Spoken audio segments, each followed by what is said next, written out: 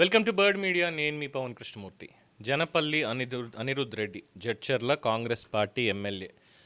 ముఖ్యమంత్రి రేవంత్ రెడ్డి గారు, మీ సీటుకి ఎసరు పెట్టడానికి కాంగ్రెస్ ప్రభుత్వం కూలిపోవడానికి ఎవరన్నా కారణం అవుతున్నారు అంటే మీ ఎమ్మెల్యేలే కొంతమంది, అందులో అనిరుద్ రెడ్డి ఉంటారు ఖచ్చితంగా.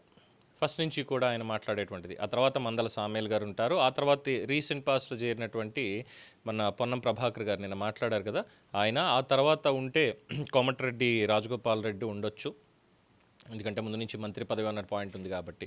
సో రాజగోపాల్ రెడ్డి గారిది అది డిఫరెంట్ రాజకీయం, అది పక్కన పెట్టొచ్చు. పొన్నం గారిది కూడా నిన్నే ఫ్లేరప్ అయ్యారు కాబట్టి అది కూడా కాస్త పక్కన పెట్టొచ్చు. సామేల్ గారిది అది డిఫరెంట్ ఇది కాబట్టి మళ్ళీ దీంట్లో ఇంక్లూడ్ అయ్యారు కాబట్టి అది కూడా maybe or may not be పక్కన పెట్టనట్టు ఉండొచ్చు. కానీ అనిరుద్ రెడ్డి గారిని మాత్రం పక్కన పెట్టడానికి లేదు, because he's one of the threat to your seat. So ఆ రాజకీయం ఏంటి అనేది మరి మీరే చూసుకోవాలి. బికాజ్ ఆయన ఒక మాట మాట్లాడారు నిన్న ప్రెస్ మీట్ పెట్టి, సందర్భానికి అసలు సంబంధం లేకుండా. ఎందుకంటే పవన్ కళ్యాణ్ గారు తెలంగాణ నవనిర్మాణ సభ అని తెలంగాణ జనసేన కార్యకర్తలు, నేతలు వాళ్ళు ఒక పార్టీ అధ్యక్షుడిగా ఆయన్ని పిలిపించుకొని మీరు మాకు దిశానిర్దేశం చేయాలి అని తెలంగాణ ఆవిర్భావ దినోత్సవం రోజున తెలంగాణ బిడ్డలు పిలిస్తే మీ ప్రభుత్వం దాన్ని అడ్డుకుంది, శాంతి భద్రతల పేరు చెప్పి ఇంకోటి చెప్పి. మీ మంత్రి గారు ఏమో ఇష్టం వచ్చినట్టు మాట్లాడారు. మీ ఎమ్మెల్యే గారు మాట్లాడుతూ అందులో వ్యక్తిగతానికి కూడా తీసుకెళ్ళిపోయారు. ఒకసారి ఆ వీడియో మీరు కూడా చూడండి సార్, ఒకసారి మన ప్రేక్షకులకు కూడా. నిన్న ఒక ఫ్యాక్టరీకి ఎక్కడ పోతే ఒక అధికారి వాళ్ళు నిలబడితే కాళ్ళ మీద కాలు వేసుకుని ఆ అధికారితో will go to Singapore. Modi గారేమో బయట దేశాలకు పోతుంటాం, నువ్వేమో విల్ గో టు సింగపూర్. అంటే గవర్నమెంట్ పైసలతోని నీ కొడుకుని చూసుకునేదానికి ఇది ఒక ప్లానా? పేదవాడికి నిన్న ఒక ఫ్యాక్టరీకి ఎక్కడ పోతే ఒక అధికారి వాళ్ళు నిలబడితే కాళ్ళ మీద కాలు వేసుకుని ఆ అధికారితో will go to Singapore. Modi గారేమో బయట దేశాలకు పోతుంటాం, నువ్వేమో విల్ గో టు సింగపూర్. అంటే గవర్నమెంట్ పైసలతోని నీ కొడుకుని చూసుకునేదానికి ఇది ఒక ప్లానా? చూసారుగా ఆయన మాట్లాడిన దాంట్లో రెండు విషయాలు ఉన్నాయి పర్టికులర్గా. ఎందుకంత నోటి దురద? ఫస్ట్, ఒక కంపెనీకి వెళ్ళారు, ఒక అధికారితో మాట్లాడుతూ కాళ్ళు మీద కాళ్ళు వేసుకొని మరీ కూర్చున్నారట. ఆ ఒక్క పర్టికులర్ బిట్ చూసి అదేదో ఇదే అనుకొని చెప్పేస్తే కాదుగా, దాని ముందు ఏం జరిగిందో అడగాలిగా. సార్ మీరు కూర్చొని మాట్లాడండి అని 2 సార్లు చాలా గౌరవప్రదంగా పవన్ కళ్యాణ్ గారు అడిగారు. లేదు సార్ నేను నించునే చెప్తాను, కూర్చొని చెప్పడానికి కాదు నించునే చెప్తానని సదరు అధికారి చెత్తని ఎలా ప్రాసెస్ చేస్తున్నారు, ఏంటి అనేది, ఎలా అవుతుంది అనేది చాలా క్లియర్గా ఎక్స్ప్లెయిన్ చేస్తూ ఉంటే దానికి నాకు ప్లాన్ ఉంది సార్, ఓవరాల్గా ఎలా చేయొచ్చు అనేదానికి నా దగ్గర ప్లాన్ ఉంది అంటే ఎలాగ దానికి నాకు చూపించండి. వన్ ఆన్ వన్ మీటింగ్ కావాలి నాకు, ఈ 2-3 డేస్ షెడ్యూల్ అయిపోయిన తర్వాత నాకు చెప్పండి. డెఫినెట్గా రేపు గురువారం రోజు కానీ శుక్రవారం కానీ ఖచ్చితంగా నేను ఆయన్ని కలవాలి, ఆయనతోటి మాట్లాడాలని చెప్తూనే విల్ గో టు సింగపూర్ అన్నారు. ఎందుకు, అక్కడ ఈ వేస్ట్ మేనేజ్మెంట్ అనేది ఎలా ఉంటుంది, వేస్ట్ మేనేజ్మెంట్ ఎలా ఉంటుంది అనే దానికి ఆయన చెప్పినటువంటి థీసిస్ వీటన్నిటిని నచ్చి yes will go to Singapore, will study on that అన్నమాట అన్నారు. అది అక్కడ జరిగింది. ఆయన ఏమి అగౌరవపరుస్తూ ఆయన కావాలని నించోబెట్టి అది పవన్ కళ్యాణ్ చేయలా. అది అనిరుద్ రెడ్డి గారు తెలుసుకోవాలి. లేదంటే ఇప్పసారా తాగి మాట్లాడుతున్నారేమో అనుకోవాలి. ఎందుకంటే ఇప్పసారాన్ని బాగా ప్రమోట్ చేస్తున్నారు కదా, ఆ సారా తాగి ఏమైనా మాట్లాడుతున్నారా, లేదంటే తాగక్కర్లేదు, పచ్చి ఇప్ప పువ్వు తిన్నా కూడా అదే మత్తు వస్తుంది, ఆ ఇప్ప పువ్వు ఏమైనా తిన్నారా అన్నటువంటి డౌట్ కూడా వస్తుంది.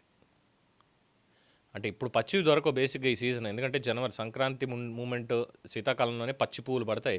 అవి ఇప్పుడు ఎండబెట్టి మే వచ్చేసరికి బాగా వాళ్ళు యూజ్ చేస్తూ ఉంటారు. సో అదేమైనా ఉందా అన్న అనుమానం వస్తుంది. ఇక రెండో పాయింట్, దీంట్లో ఇంకో పాయింట్ ఉంది, తర్వాత మాట్లాడుకున్న ఆఖరణ. ఈ సింగపూర్ వెళ్ళేదాని గురించి ఎందుకు, ప్రభుత్వ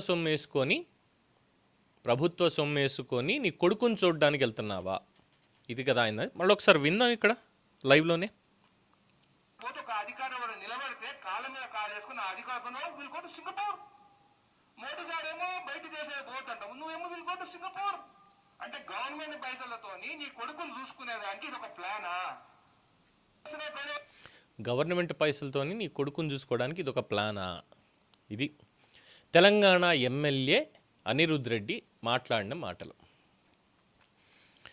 ఏమండి ఎమ్మెల్యే గారు, ఆయన ఆంధ్రప్రదేశ్ రాష్ట్ర ఉప ముఖ్యమంత్రి, మీకంటే స్థాయి పైన ఎక్కువే. మీరు జస్ట్ ఎమ్మెల్యే అంతే, ఒక కాన్స్టిట్యున్సీకి మీరు ఎమ్మెల్యే. ఆయన ఎంటైర్ ఏపీకి ఉప ముఖ్యమంత్రి కమ్ 5 శాఖలకి ఆయన క్యాబినెట్ మినిస్టర్. ఇది కాకుండా నేషనల్ డెమోక్రటిక్ అలయన్స్ ఎన్డీఏలో భాగస్వామి. కేంద్రంలో ప్రభుత్వంలో ఆయన భాగస్వామి. ఫర్ యువర్ కైండ్ ఇన్ఫర్మేషన్, అది మీకు తెలియదేమో, తెలుసుకోండి ఒకసారి. రెండోది, ఒకవేళ ఆయన సింగపూర్ వెళ్ళాలి అనుకుంటే ప్రభుత్వ ఖర్చులతోటి ప్రభుత్వం పని మీద వెళ్తున్నప్పుడు వెళ్తారు, ఖచ్చితంగా వెళ్తారు. అది ఆంధ్రప్రదేశ్ ప్రభుత్వం పెట్టుకునేటువంటి ఖర్చు, తెలంగాణ ప్రభుత్వం పెట్టుకోవట్లా. ఆయన సింగపూర్ వెళ్ళాలన్నా ఇంకోటన్నా తెలంగాణ ప్రభుత్వం పైసా పెట్టుకోవట్లేదండి. ఓకే, తెలంగాణ బడ్జెట్లోంచి ఏమి ఆంధ్రప్రదేశ్ ఉప ముఖ్యమంత్రి ఆయనకి బడ్జెట్ మనం కేటాయించాలి అని చెప్పి ఏం చేయలే. మా ఊళ్ళో చెత్తను క్లియర్ చేసుకోవడానికి మా ఉప ముఖ్యమంత్రి గారు పర్యావరణ శాఖ కూడా ఆయన చేతిలోనే ఉంది కాబట్టి ఆయన ఎక్కడికన్నా వెళ్ళి స్టడీ చేసి వస్తారు. మరి అలాగ అనుకుంటే మూసీ రివర్ ఫ్రంట్ క్లీనింగ్ అని, మొత్తం మూసీ పునరుజ్జీవన కార్యక్రమం అని చాలా అట్టహాసంగా, చాలా ప్రతిష్టాత్మకంగా చిత్తశుద్ధితో రేవంత్ రెడ్డి గారు చేపట్టారు కదా. దానికి మరి ఎమ్మెల్యేలని, కొంతమంది మంత్రుల్ని పంపించారు కదా అనేక దేశాలకి. దేనికి పంపించారు? విహారయాత్రలకా? ప్రజల సొమ్ముతో విహారయాత్ర చేసి వచ్చారా వాళ్ళు? తెలంగాణ మంత్రులు దేనికి వెళ్ళారండి? ఇప్పుడు దాని మీదగా వివాదం బాగా మీకు. మరి దానికి సమాధానం ఎక్కడుంది?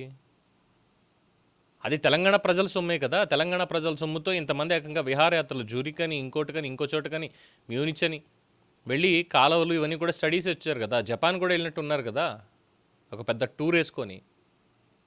మరి అది ఎవరి సొమ్ము? వాళ్ళు వ్యక్తిగతంగా పెట్టుకున్నారా? లేదే ప్రభుత్వ కార్యక్రమం మీద. అతను అధికారం తీసుకుని సింగపూర్ వెళ్తాను అంటున్నది ఆయన పర్సనల్ ట్రిప్ మీద కాదే, పర్సనల్ ట్రిప్ కాదు కదా. ఒకవేళ తెలంగాణ నుంచి వెళ్ళిన మంత్రుల కుమార్తెలో, కొడుకులో ఎవరో ఒకళ్ళు వీళ్ళు వెళ్ళినటువంటి దేశాల్లో ఎక్కడన్నా అక్కడ సెటిల్ అయ్యి ఏదైనా చదువుకుంటూనే ఉన్నారనుకోండి, వీళ్ళు వెళ్ళినప్పుడు వాళ్ళు వచ్చి కలిసారనుకోండి, అప్పుడు మేము అనొచ్చా? అది ప్రజలు అనొచ్చా? పోనీ ఏమైనా మీరు వెళ్ళింది అక్కడ మీ కొడుకుల్ని కూతుల్ని కలవడానికి ప్రభుత్వ సొమ్ము తగలేసి వెళ్ళొచ్చారా? మీరు వెళ్ళింది మూసీ నది ప్రక్షాళనకి స్టడీ చేయడానికి కాదా అని చెప్పి అడిగితే ఏం సమాధానం చెప్తారు? ఏం సమాధానం చెప్తారు? సో రేవంత్ రెడ్డి గారు మీరు గమనించాలి, ఇలాంటి మాటలు మాట్లాడితే మీ సీటు కిందకే వస్తుంది ఎసరు. ప్రతిపక్షాలకి బాగా మంచి టార్గెటెడ్ అయిపోతారు. చూసుకున్న తర్వాత మీరు ఏం చేసినా కానీ కష్టం అవుతుంది. ఈ నోటి దురద వల్లే చాలామందికి రాజకీయ భవితవ్యం అనేది లేకుండా పోతుంది. నీకేంటి ఇక్కడ పని? నువ్వెవడ అసలు ఇక్కడ రావడానికి? ప్రొఫెసర్ నాగేశ్వరిని అరెస్ట్ చేయిస్తావా? అసలు ఈ అరెస్ట్ అన్నటువంటి మాట దగ్గర నుంచి ఈ పెంటంతా పెట్టిందే ఆ మహానుభావుడు. చాలా చక్కగా కూర్చున్నాడు, నిప్పు పెట్టేసి తగలబెట్టేసి చాలా చక్కగా కూర్చున్నాడు. ఇప్పుడు నాగేశ్వరిని వెనకేసుకొచ్చినటువంటి దానికి ఏమీ లేకున్నా సరే కావాలని రెచ్చగొట్టి ఫ్లేరప్ చేసిన దానికి మొత్తం రెండు పార్టీలు మూల్యం చెల్లించుకోవాలి. అటు బీఆర్ఎస్ కావచ్చు, ఇటు మన కాంగ్రెస్ కావచ్చు. బీజేపీ నేతల్లో ఒక బండి సంజయ్ తప్పితే ఇంకెవరు సపోర్ట్ చేయలే పవన్ కళ్యాణ్ని. బీజేపీ నుంచి మాట్లాడినటువంటి వాళ్ళు కూడా లేరు ఎవరు సరిగ్గా. ఎందుకు మరి తెలియదు, ఎందుకో తెలియదు. సరే, మొత్తానికి ఇదొకటైతే వ్యక్తిగతంగా ఇలా మాట్లాడినప్పుడు మనం కూడా బయటకు వస్తాయి. సరే, ఎంత బయటకు వచ్చినా ఏం చేసినా ఇది అడిగితే బాగుండదు, నా డబ్బులు నా ఇష్టం, నువ్వెవడం అనడానికి అనొచ్చు. ఏదో టీవీకి ఇంటర్వ్యూ ఇస్తూ చూపించారు కదా సార్, తమరి కుర్చీలు మంచాలు అన్నీ ప్యూర్ సిల్వర్తో చేయించారు. అంటే నాకు ఒక కళ ఉంది, ఆ కళలో ఇలా ఉండాలనుకున్నాను, అలా చేసుకున్నాను నేను, నాకంటూ ఆ ప్యాషన్ అలా ఉంది కాబట్టి అని చెప్పి పెట్టుకున్నారు కదా సార్. అది మీ వ్యక్తిగతం, మీ సంపాదనతో మీరు చేసుకునేది. కానీ ఇక్కడ ఇంకొకటి మీరు గుర్తుపెట్టుకోవాల్సింది ఏంటంటే, మీరు ప్రభుత్వం నుంచి జీతం తీసుకుంటూ సేవా కార్యక్రమాలు ఏం చేస్తున్నారో తెలియదు, కానీ పవన్ కళ్యాణ్ గారు మాత్రం ఆయనకు వచ్చే జీతం మొత్తాన్ని కూడా సేవా కార్యక్రమాలకే వాడుతున్నారండి. కడపలో ఇంటిగ్రేటెడ్ కిచెన్ స్టార్ట్ చేస్తే దానికి ఒక 12 లక్షలు ఎంతో దానికి ఇచ్చారు. అలాంటివి ఇంకొక 4 అక్కడ రెడీ అవుతుంటే వాటికి కూడా ఇస్తా ఉన్నారు. తర్వాత నర్సరావుపేటలోనూ చిలకలూరుపేటలోనూ ప్రభుత్వ బీసీ పాఠశాల ఏదో ఉంది, దానికి పిల్లలకి గ్రంథాలయం కావాలంటే, లైబ్రరీ కావాలంటే డిజిటల్ లైబ్రరీ, వాళ్ళకి కంప్యూటర్లు అట్ ద సేమ్ టైం పుస్తకాలు ఇవన్నీ కూడా కొనిచ్చారు. దాదాపు దానికి ఒక 25 లక్షల దాకా అయిందండి, ఆయన ఇచ్చిందే. ఆ తర్వాత పిఠాపురం నియోజకవర్గంలో అనాథ పిల్లలు ఎవరైతే ఉన్నారో వాళ్ళకి ఆయన జీతం నుంచి ఆయనకి వచ్చే జీతం మొత్తం అంతా కూడా అటు వాళ్ళకి వెళ్ళిపోతుంది. మరి మన దగ్గర ఆయన ఏమి మీలాగా వెండితోటి సింహాసనాలు, వెండితోటి మంచాలు, పరుపులు ఇలాంటివి ఆయన చేయించుకొని దానికి గోల్డ్ కోటింగ్లు ఏం వేసుకోవాలా. సాదాసీదాగా ఉంటే ఓ తెల్ల జుబ్బా వేసుకుంటాడు, లేదు అంటే ఎప్పుడైనా ఓ జీన్స్ షర్ట్ వేసుకుంటాడు, టక్ చేసుకుని ఉంటాడు, అంతే, అంతకుమించి ఏమీ లేదు. ఆయన దగ్గర పెద్ద లగ్జరీ ఎక్స్పెక్ట్ చేయొద్దు. ఎప్పుడు చూసినా సరే ఆ గడ్డంతో ఉంటాడు. అలాంటి ఆయన్ని పట్టుకొని కొడుకుని చూడడానికి వెళ్తున్నామని వ్యక్తిగతమైనటువంటి విషయాలు, అది కూడా తెలంగాణ ఏదో ఖర్చు పెడుతున్నట్టు. పైగా మోడీ గారు వెళ్ళొద్దన్నారు కదా ఇది అని. మోడీ గారు వెళ్ళొద్దంది విదేశాలకి ప్రతిసారి ఏదో 15-20 రోజులు ట్రిప్పులు పెట్టుకొని టకటగా తిరిగి వచ్చుతున్నాం, ఇది కాదు చెప్పింది. ఎమర్జెన్సీ ఉన్నప్పుడు వెళ్ళొచ్చు, ఒక పని గురించి అన్నప్పుడు వెళ్ళొచ్చు, రోజు అదే పనిగా వెళ్ళమని చెప్పలేదు ఆయన. ఏదైనా ఒక్కసారి వెళ్ళి రావచ్చు పని మీద అని. సో అలా సింగపూర్ వెళ్తున్నారు, ఏం ప్రపంచాన్ని చుట్టూ రావట్లేదు కదా. మీకేమొచ్చింది నొప్పి?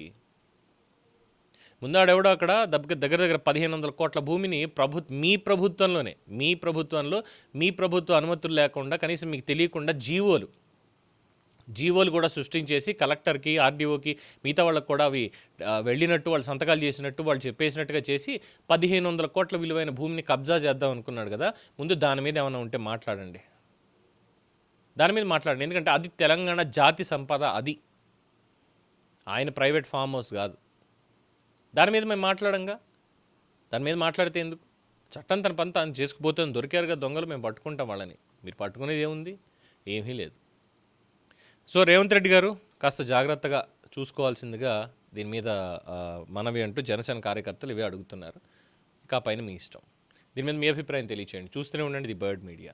ఈ వీడియో మీకు నచ్చినట్లయితే లైక్ చేయండి, షేర్ చేయండి, సబ్స్క్రైబ్ చేయండి. మరిన్ని అప్డేట్ల కోసం మా వాట్సాప్ ఛానల్ను ఫాలో చేయండి.